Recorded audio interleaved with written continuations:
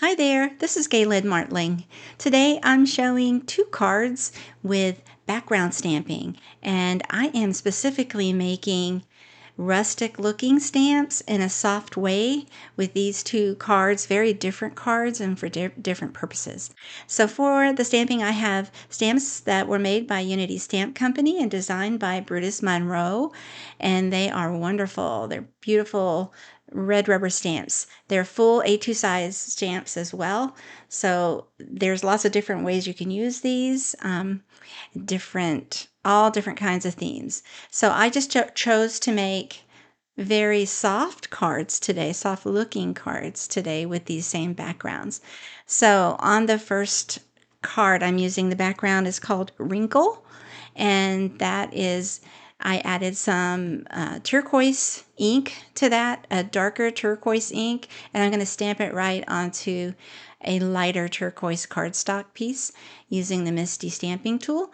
Now I go ahead and stamp this twice. I'm showing one pass of the stamping just for time's sake, but you want to press it really hard to get that good impression. And look how pretty it is. I love the two-tone. I did want a monochromatic look to the card, so I chose to have turquoise on turquoise. So, but there's so many different options, there's so many samples out there that the teams have shown, and I can't wait to try all of them.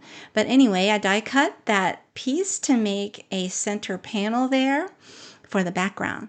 And then I tied some twine around it, and I pre-stamped and colored a rose and a sentiment that I trimmed and put that right on top there. And it's so pretty. There you go. Very easy, clean, and simple look with this beautiful big background, the wrinkle background. Now for the second card, I have another background stamp. I'm using some of Unity dies, and I have the stamp called Woodpile by Brutus Monroe. I'm also using Darling Menagerie. It's a darling little animals that I used for this. I wanted a baby card, so I am using a different shade for the wood. Instead of the regular brown and gray, I chose a lighter pastel look, and so I'm using lavender. I first started coloring, inking with a lighter ink shade onto a light lavender piece of cardstock. Actually, it's a pink cardstock, light pink, and I wanted a different look. I wanted it to be a little bit darker, but not the whole thing, so I just dabbed some darker purple onto that wood stamp.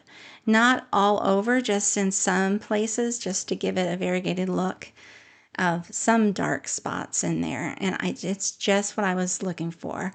So I peel it away from the sticky mat here and die cut it again with a background die, getting it ready to go onto my card base.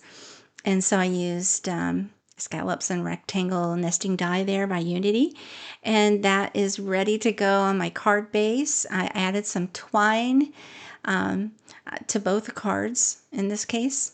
Sometimes I do, sometimes I don't, but again, with making these extra soft, I wanted to add something. So here's a cute little giraffe from that one of the stamp sets, and I also die cut a little mesh piece in silver, and I only added the glue in the center part of this mesh. I wanted the mesh to be a background for the giraffe over the woodpile background, but I wanted the ends to kind of curve up and be loose and soft. So I just kind of made sure that they were just lifted up a little bit. You see how it lifts up just carefully there, and I just like the look, the softness. So then I added, with foam tape, I added that panel with the giraffe that was pre-colored, pre-stamped, and pre-die cut, and all ready to make this card. There you go. And then you just place that panel right on a card base to finish.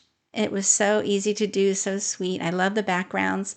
Oh, I just wanted something else. So I added a cute little bow tie or bow to this giraffe with a tiny piece of foam tape, and I think that just made all the difference. I just love it.